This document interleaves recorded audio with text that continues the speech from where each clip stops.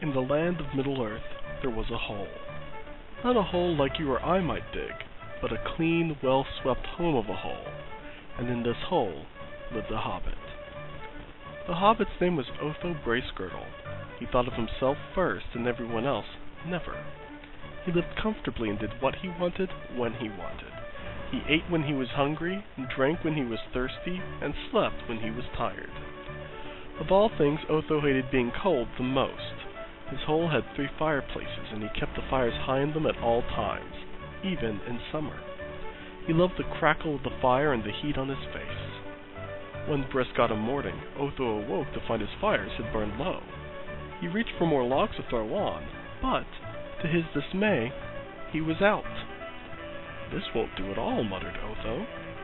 He bound himself up in warm clothing, tied a wool scarf around his neck, and shouldered his axe to find more wood for his fires.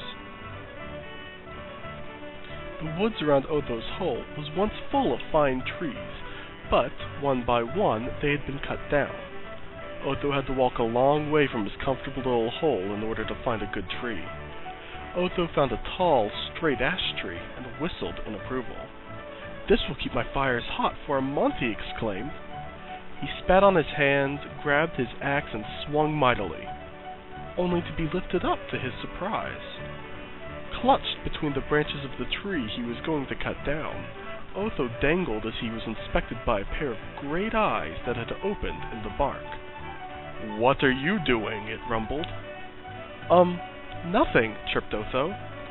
"You were going to cut me down," it shouted, shaking the hobbit angrily.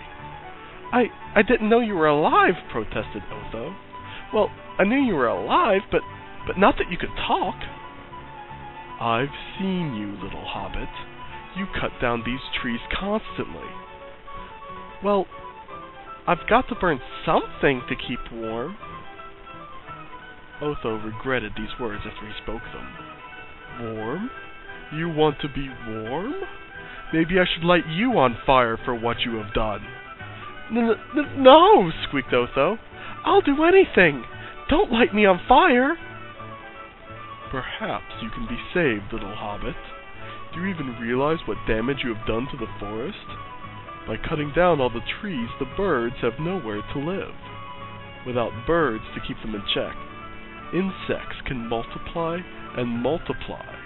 They eat your neighbor's crops and make them sick by carrying diseases.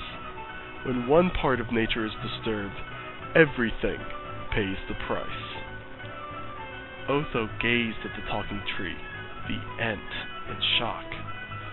"I didn't realize trees were so important. I'll change my ways. I'll only take the trees I need and plant more to replace them."